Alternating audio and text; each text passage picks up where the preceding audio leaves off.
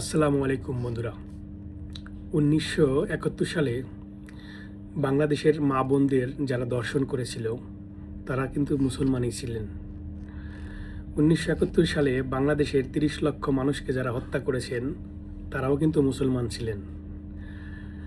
২ কোটি মানুষকে ভারতে যেতে বাধ্য করেছিলেন, সেই সমস্ত মানুষ কিন্তু মুসলিমই ছিলেন। বন্ধুরা, তারা ইদানিং বলার চেষ্টা করছে তারা ক্ষমতায় আসলে নাকি বাংলাদেশে ইসলাম কায়েম হবে। বন্ধুরা, আপনারা জানেন বাংলাদেশ সৃষ্টি হওয়ার পর থেকে আজ পর্যন্ত কোনো বেধর্মী ক্ষমতায় আসেনি। বাংলাদেশের রাষ্ট্রপ্রধান যারা এই পর্যন্ত ছিলেন ১৯৭১ সালের পর থেকে আজও পর্যন্ত বাংলাদেশের রাষ্ট্র ক্ষমতায় যারা ছিলেন প্রত্যেকটি ব্যক্তি ছিলেন মুসলিম। বন্ধুরা, আপনারা আরও জানেন বাংলাদেশের প্রত্যেকটি পাড়া মহল্লায় মসজিদ, মাদ্রাসা, খানকা রয়েছে। বাংলাদেশের ৯৫% মানুষ হচ্ছে মুসলিম, তারপরও নাকি বাংলাদেশ ইসলাম কায়েম হবে। বাংলাদেশের যেই দেশে ৯৫% মানুষ মুসলিম, সেই দেশে তো ইসলাম বন্ধুরা কায়েম হয়ে গেছে। এই ধর্ম ব্যবসায়ীরা বলার চেষ্টা করে তারা ক্ষমতা আসলে নাকি ইসলাম কায়েম হওয়া হবে। বন্ধুরা, আমাদের বাংলাদেশে যেই পরিমাণ মুসলিম রয়েছে, আমার ধারণা অনুযায়ী সারা আরব মহাদেশে অথবা আরব দেশে সব মিলে সেই পরিমাণ মুসলিম হবে কিনা সন্দেহ রয়েছে। বন্ধুরা, বাংলাদেশে সবসময় মুসলিম সরকারই ক্ষমতা ছিলেন, কিন্তু ধর্ম ব্যবসায়ীদের মতো হয়তো তারা ছিলেন না। তারা ধর্মকে পুঁজি করে হয়তো রাজনীতি করার চেষ্টা করেনি। যার যার ধর্ম সে পালন করবে, এই কথাটাই তারা বলতো। বন্ধুরা, জামাত ইসলাম এমন একটি সংগঠন, তারা ধর্মকে পুঁজি করে রাজনীতি করে। তারা যদি ইসলাম কায়েম করতেই চায় তাহলে তাদের বর্তমান এমপি ক্যান্ডিডেট হিন্দু কেন থাকবে? তাদের তো মুসলিম সব ক্যান্ডিডেট থাকা উচিত ছিল মুসলিম, আলেম ওলামা। হিন্দু কি বন্ধুরা তাহলে কি ইসলাম কায়েম করবে? একজন হিন্দু লোককে অপমান করার জন্য এই কথা বলছি না। হিন্দুরা তো তার নিজের ধর্ম প্রচার করার চেষ্টা করবে যেমন মুসলমানরা করে। তো এই ধর্ম ব্যবসায়ীরা দেখবেন ইদানিং ক্ষমতা আসার জন্য বিভিন্ন সময় বিভিন্ন কথা বলে। তো এদের কাছ থেকে সাবধানে থাকবেন। যারা ১৯৭১ সালে ২ লক্ষ মা বোনকে দর্শন করেছিল, সেই সময় তারা কিন্তু মুসলিমই ছিলেন।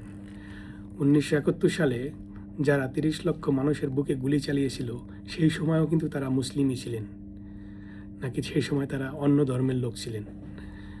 যাই হোক বন্ধুরা, আপনার ভোট আপনি দিবেন, যাকে খুশি তাকেই দিবেন, এটা আপনার অধিকার। কিন্তু মনে রাখবেন ১৯৭১ সালে যারা বাংলাদেশটাকে স্বাধীন করেছে, যেই সংগঠনটি আপনাকে স্বাধীন একটি দেশ দিয়েছে, উন্নয়ন বিভিন্ন সময় বাংলাদেশকে আপনারা দেখেছেন। বাংলাদেশের রাস্তাঘাট কীরকম ছিল?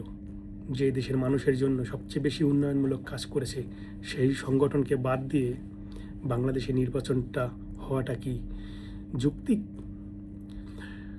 আমার কথা হচ্ছে ১৯৭১ সালে ৩০ লক্ষ মানুষকে যারা হত্যা করে ২ লক্ষ মা বোনের ইজ্জত নেওয়ার পরেও যদি রাজনীতি করার সুযোগ পায়, আওয়ামী লীগ কি সেই পরিমাণ হত্যা বা ধর্ষণ করেছে? বন্ধুরা, আমার প্রশ্ন আপনাদের বিবেকের কাছে।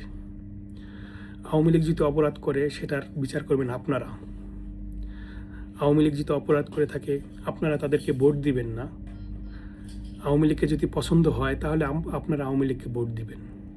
জামাত, ইউনূস এবং তাদের দোসররা আওয়ামী লীগকে বাদ দিয়ে ক্ষমতা আসার যে ষড়যন্ত্র করছে, বন্ধুরা, যদি তারা পরিপূর্ণ ইসলামিক দল হতো তাহলে তারা কোনো ব্যক্তির হক নষ্ট করতে পারতো না। অন্তত যারা আওয়ামী লীগের কর্মী আছেন, ভোটার আছেন, তারা ভোট দিবে কোথায়? তাদের পছন্দের দল তো আওয়ামী লীগ। তাহলে কি তাদের হক তারা নষ্ট করছে না? বন্ধুরা, ধর্ম বিক্রি করে যারা রাজনীতি করার চেষ্টা করে, ধর্মকে ব্যবহার করে, তারা সত্যিকারের মুসলমান না। হ্যাঁ, বিশ্বাস করি ধর্মভিত্তিক রাজনীতি বাংলাদেশে করার অধিকার সবারই আছে। প্রত্যেকটা মানুষের তার নিজ নিজ ধর্মের উপর রাজনীতি করার অধিকার আছে। ঠিক যারা ধর্ম বিশ্বাস করে না তাদেরও বাংলাদেশে রাজনীতি করার অধিকার আছে। বন্ধুরা, যারা ধর্ম বিশ্বাস করে না তারাও তো বাংলাদেশের মানুষ। যারা ধর্মকে ছোট করতে চায় তাদের কাছ থেকে সাবধানে থাকবেন। তারা ধর্মকে অবলম্বন করে 1971 সালে কিন্তু বাংলাদেশের মানুষকে হত্যা করেছে। তারা যদি ধর্ম ব্যবসায়ী না হতো তাহলে 1971 সালে বাংলাদেশের মানুষকে হত্যা করতে পারত না। ভালো থাকেন বন্ধুরা। জয় বাংলা, জয় বঙ্গবন্ধু।